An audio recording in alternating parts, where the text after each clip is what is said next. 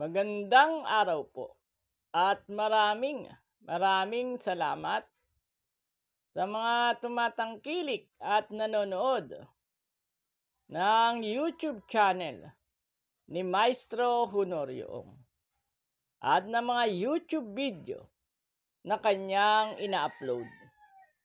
At ngayon ay nasa mga huling araw na tayo ng buwan ng Hulyo.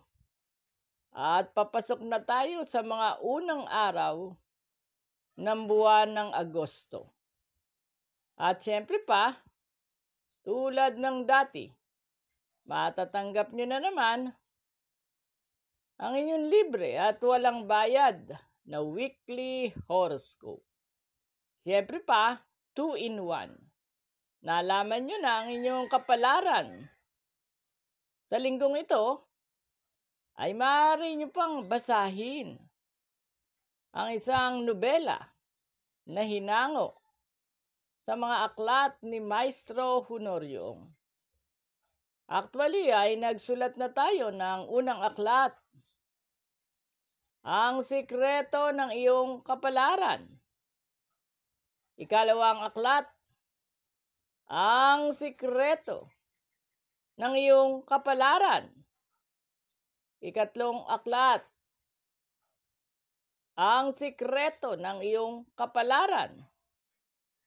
Ikaapat na aklat, Ang Sikreto ng Iyong Kapalaran. At sa mga wala pang sipi ng nasabing mga aklat na isinulat ni Maestro Honorio, bilang patikim ay pinaglilingkod natin ang isang serialized novel na hinango sa nasabing mga aklat. Ito'y siniserialize natin sa ilalim ng YouTube video na ito. Sa description ay maaari mong basahin. Dahil serialize, tayo'y nasa ika-58 na labas na ng sikreto ng okultismo at mistisismo. Ang nasabing nobela ay isang pakikipagsapalaran ng binatilyo o batang lalaki na naghahangad na magkaroon ng kanyang kapangyarihan. Kaya hinalugog niya ang lumang baol ng kanyang lolo Damiang Agimat na iniingatan naman ng kanyang tatang na si Sabater. At nang walang matanday, pinangahasa ni Aryabhata na buksan ang nasabing lumang baol. At doon niya nakita ang iba't ibang uri at paraan kung paano magkakaroon ng kapangyarihan. At dahil ito isang serialized novel, sa kasalukuyan ay tinutuli na si Aryabhata dahil nagbibinata nga siya. Kaya basahin niyo lang at subaybayan sa description o sa ilalim mismo ng YouTube video na ito na weekly horoscope ang pakikipagsapalaran ni Aryabhata. Sa ating serialized novel, Ang Sikreto ng Okultismo at Mistisismo. Ika-58 labas na.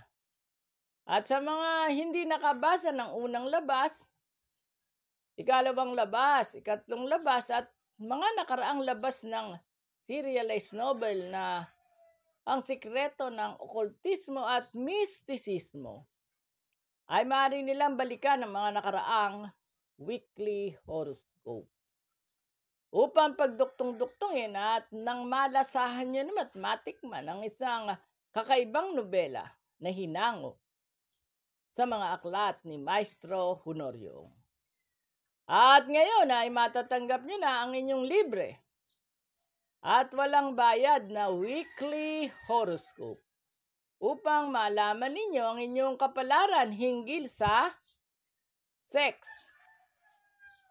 pag-ibig, love life, salapi, negosyo, karir, travel, family, swerteng kulay, swerteng numero.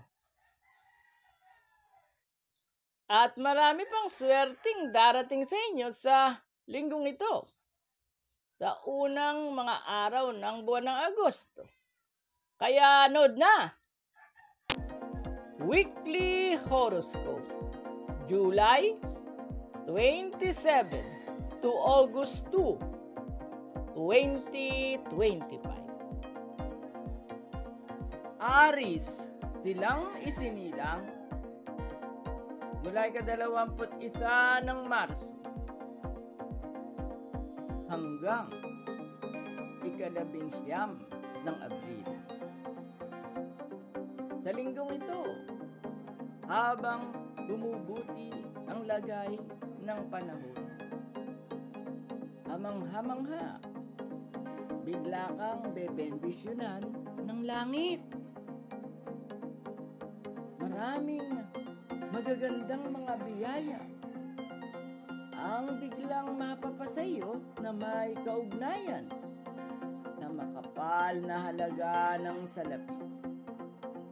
Mainit at masarap na pakikipagrelasyon. Mga pagkilala ng lipunan, promosyon sa trabaho. Ganon din ang malapitan at malayo ang mga paglalakbay.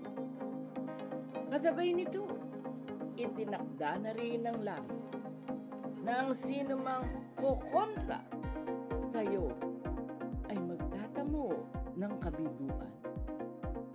Habang ang sinumang didikit sa iyo ay magkakamit ng dagdag na mga biyaya, ng dagdag na mga pagpapala, ng mas marami pang swerte at magagandang kapalan. Mapalad na kulay ang pink, maswerteng numero 7, 19, 25, 29, 37, at 44. Taurus, silang isinilang mula ika-20 ng Abril hanggang ika-20 ng Mayo. Sa linggong ito, sobrang gara ang iyong magiging kapalaran na ikaw ang nagtatakda ng panahon sa bawat pangyayari. Kaya naman, kung nasaan ka, naroon din ang saya at ligaya. Kung saan wala ka, naroon naman ang lungkot at kawalang pag-asa. Dala-dala mo ngayon ang liwanag na nagbibigay ng ginhawa, na nagbibigay ng tagumpay at ng pagyaman at pag-unlad. Hindi lamang para sa iyong sarili, kundi gayon din naman sa mga mahal mo sa buhay at sa mga taong malalapit sa iyo. Kaya sa linggong ito, ikaw ay tatawaging lubos na pinagpala sa lahat ng nilalang. Mapalad na kulay ang red, maswerteng numero 3, 18, 27, 39, 41, at 45. Gemini, silang isinilang mula ika-21 ng Mayo hanggang ika-21 ng Hunyo. Ang iba ay sumusuko kapag napapagod. Ang iba naman ay umaayaw kapag nakakaramdam ng kabiguan. Pero ang sa iyo ay kakaiba. Sa linggong ito, habang napapagod at sinusubok ng kapalaran, lalo kang magpipilit at magpapatuloy. Ang determinasyon mong ito ay gagantimpalaan ng langit araw na ito, sa linggong ito, mag-iibayo pang lalo ang dating ng swerte at magagandang kapalarang may kaugnayan sa material na bagay at sa makapal na halaga ng salapi. Mapalad na kulay ang magenta, maswerteng numero 8, 15, 26, 32, 35, at 43. Cancer, silang isinilang mula ika-22 ng Hunyo hanggang ika-22 ng Hulyo. Huwag kang kumontra sa kung anumang pagbabago ang magaganap. Alalahanin mong sumusungaw na ngayon ang new moon sa langit.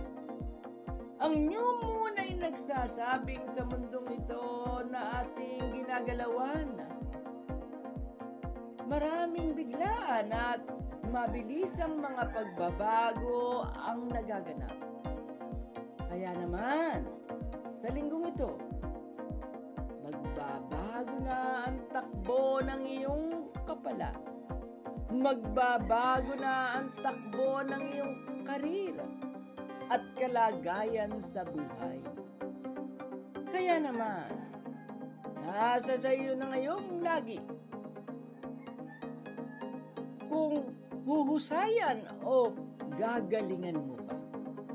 Kung gaano ka katibay at katapang sa mga pagbabagong haharapin mo sa susunod na mga araw. Tandaang sa bawat pagbabagong susungin mo nang walang takot, basta't magmatapang ka lang at sumakay sa agos ng buhay at hindi ka kokontra. Dadalhin ka nito sa isang aliwalas, payapa at satisfied na masaganang pangpang ng isang napakaunlad at mayamang pamumuhay. Mapalad na kulay ang silver, maswerteng numero 5, 14, 23, 31, 39, at 44. Leo, silang isinilang mula ika-23 ng Hulyo hanggang ika-22 ng Agosto.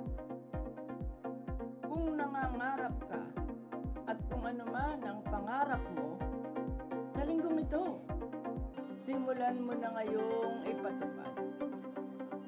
Pinapanood ka ng langit, kaya naman, hindi tao at hindi rin sarili mo ang tutulong upang matupad mo ang iyong mga pangarap, kundi ang mismong kapangyarihang hindi nakikita mula sa itaas. Kaya magsimula ka na ngayon. Magugulat ka at mararamdaman mo ang hindi nakikitang kamay ng tadhana ang tatapos sa lahat ng mga bagay na sinimulan mo na ngayon. At hindi lang basta-basta tatapusin ng langit ang lahat ng mga sisimulan mo ngayon, kundi ito ay tatapusin ng maganda, tatapusin ng puno ng mga biyaya at pagpapala, espesyal na noon pa sadyang inilaan sa iyo. Mapalad na kulay ang yellow, maswerteng numero 2, 10, 19, 28, 37, at 40. Virgo, silang isinilang mula ika-23 ng Agosto hanggang ika-22 ng Setyembre. Sa linggong ito, marami ang hahanga sa kakaibang personalidad mo. Kahali-hali na ang iyong katalinuhan at buong pagkatao. Ang isa sa mga hahanga sa kanila ay maghahangad na ikaw ay makasama. Hindi siya gaanong kagandahan o hindi siya gaanong kagwapuhan. Pero mabibihag niya ang pihikan mong panlasa. Hihintayin ka niya hanggang sa pumayag ka. Pumayag ka lang ng pumayag dahil siya ang magsisilbing anghel na pampaswerte mo na magdadala sa iyo ng bulto-bulto at mas marami pang magagandang kapalaran. Hindi lamang sa unang linggong ito ng buwan ng Agosto, kundi sa buong buwan ng Agosto hanggang Setyembre ay dadalang kanya ng mga swerte at iba't ibang uri ng buwenas. Mapalad na kulay ang crystal green. Maswerteng numero 7, 16, 22, 32, 38, at 42.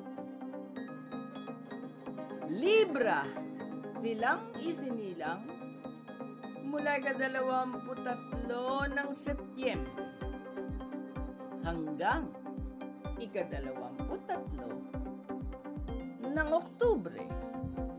Sa linggong ito, bawasan mo ang iyong labis na kagandahan. Hindi mo napapansin may mga lihim na naiinggit at naiinis at naiirita sa iyo.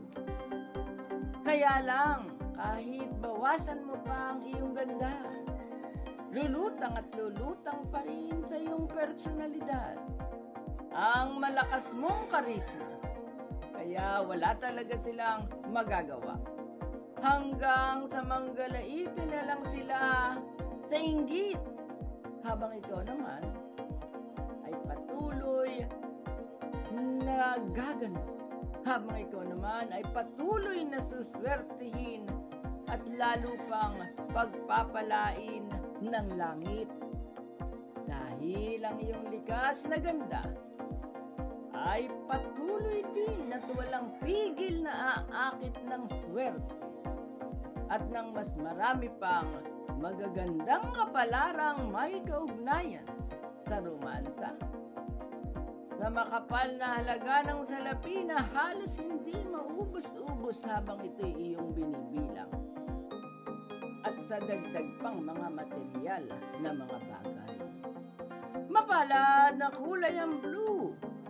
Maswerteng numero 3, 9, 18, 25, 34, at 45. Scorpio, silang isinilang mula ika-24 ng Oktubre hanggang ika-21 ng Nobyembre.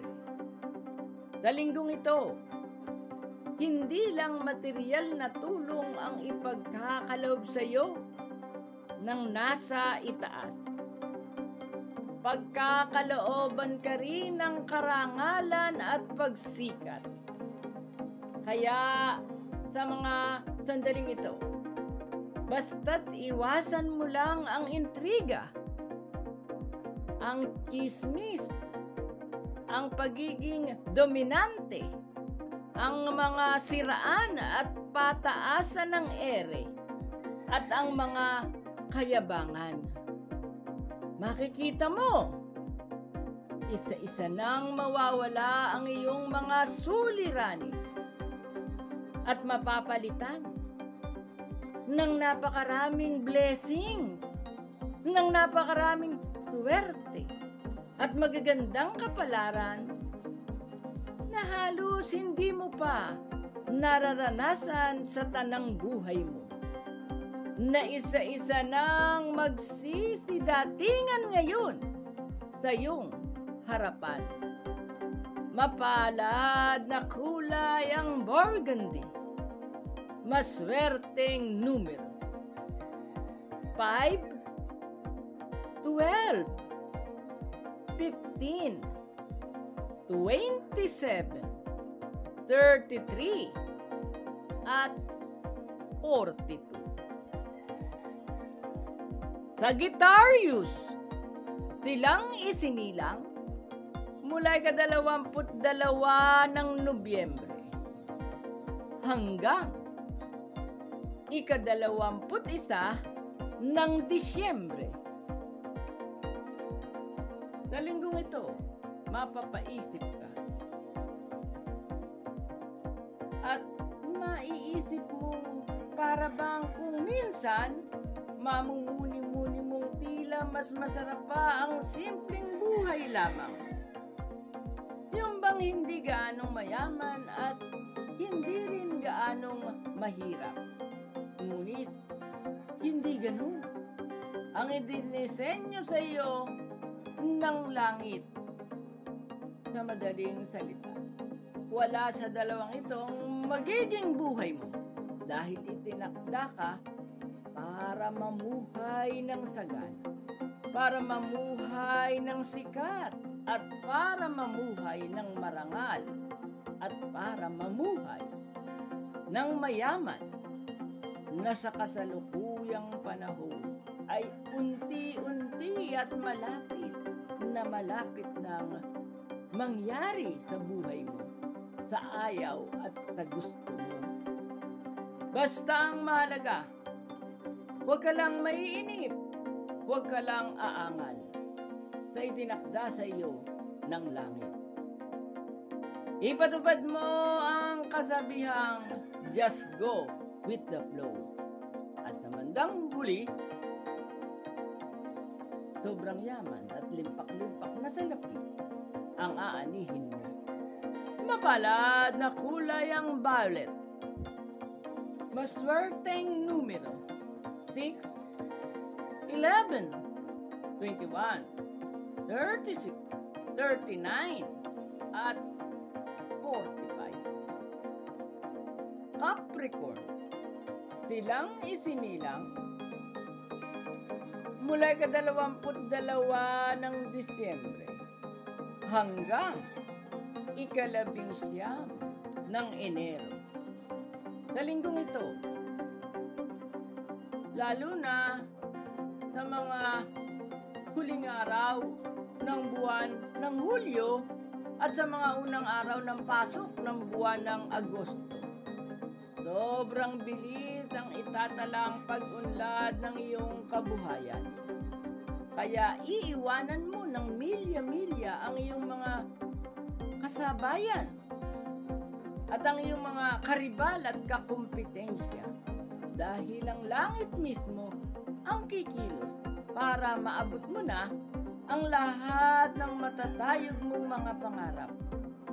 Kabilang na rin ang pag-unlad ng kabuhayan, ang pag-unlad ng aspetong pangmaterial hanggang sa bigla kang yumaman nang hindi lang basta mayaman, kundi ubod ng yaman pa talaga. Mapalad na kulay ang lilac, maswerteng numero 7, 19, 26, 31, 35, at 43. Aquarius, silang isinilang mula mula 20 ng Enero hanggang 18 ng Pebrero. Sa linggong ito, hindi biglaan ang pagbabago. Kaya huwag kang masyadong magmadali at huwag kang masyadong mainip. Dahil kumukuha pa ng malakas na buwelo ang langit upang bigyan ka ng isang napakagandang kapalaran.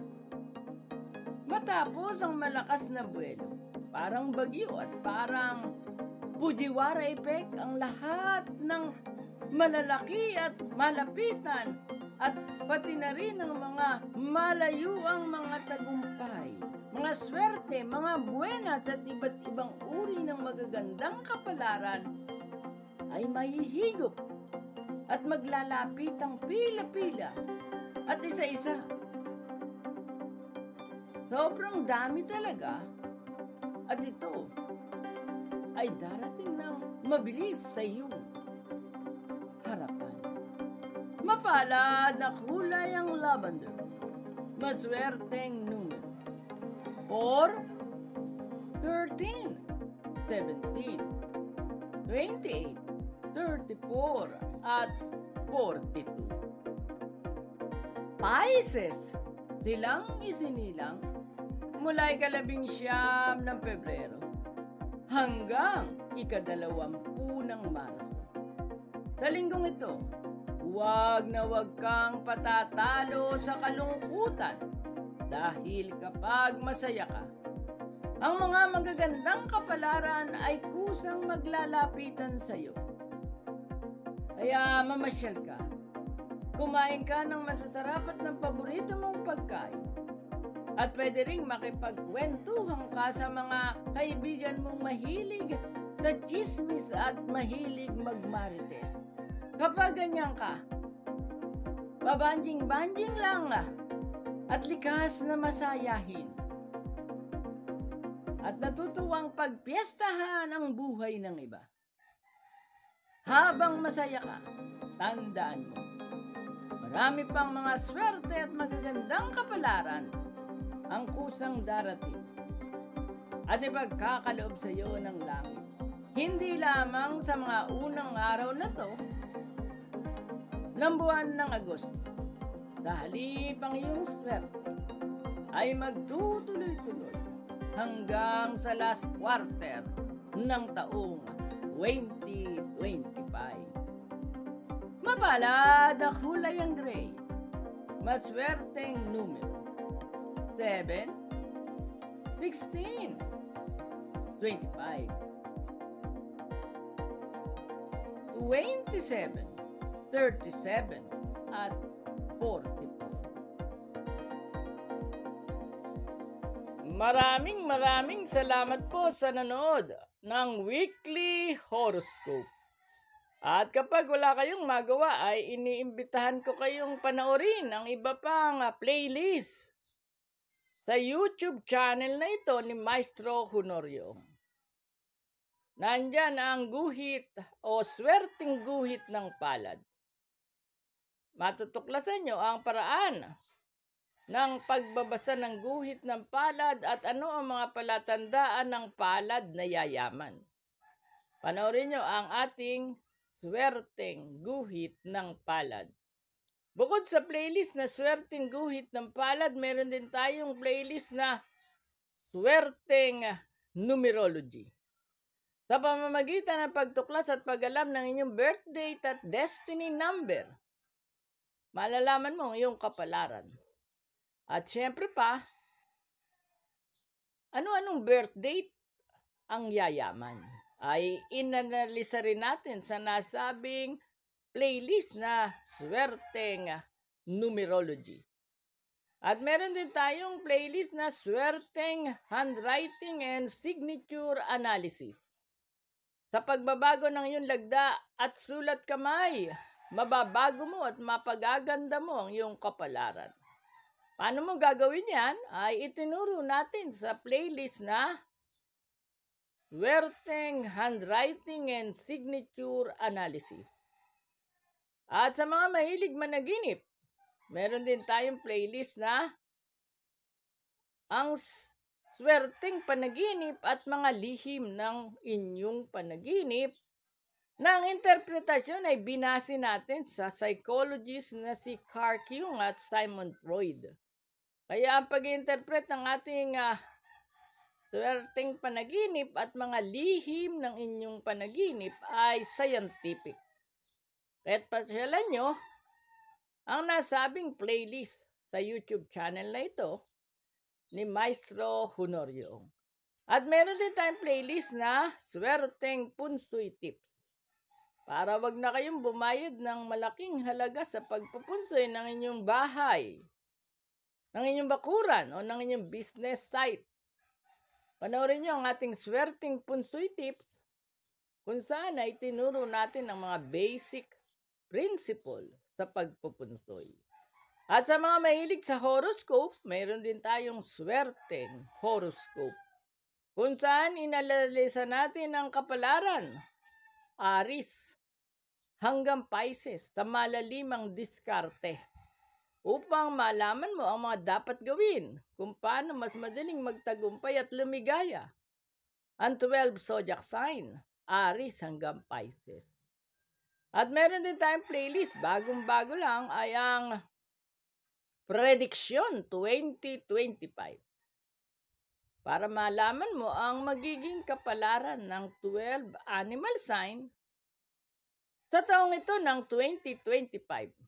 Sino-sino ang animal sign na suswertihin sa taong ito ng 2025 at sino-sino ang animal sign na yayaman. Panoorin nyo lang ang ating playlist na Prediction 2025. At ang isa pa nating latest na playlist ay ang Swerteng Nunal. Sa pamamagitan ng mga nunal, ay malalaman mo ano ba ang mga swerteng nunal na nakamarka sa iyong katawan. Yung mga nunal na yan ay may pinapahiwatig. At para malaman mo ang pinapahiwatig at saang nunal matatagpuan ang tanda ng pagyaman, ay panoorin mo ang ating Swerteng Nunal na playlist. At ang isa pa nating latest ay ang Swerteng Lucky Charm, talisman at mga pampaswerte sa bawat zodiac sign. At ngayon ay nasa zodiac sign na tayo na Taurus. Kaya ang YouTube channel na ito ni Maestro Honorio ay punong-puno ng kakaibang impormasyon at kaalaman upang maanalisa mo ang sarili mong kapalaran. Kaya pwede kang magbabad sa YouTube channel na ito upang malaman mo kung paano mo mapapaganda ang iyong kapalaran at siyempre pa matututo ka rin mag-analisa ng sarili mong kapalaran. At sa mga hindi pa nagsasubscribe, mag-subscribe dahil marami pa tayong kakaibang karunungang i-upload. At siyempre papindutin ang notification bell o notification button upang lagi kayong update sa mga YouTube video na i-upload ni Maestro Honorio. At muli, magkita-kita tayo para sa susunod na Weekly Horoscope.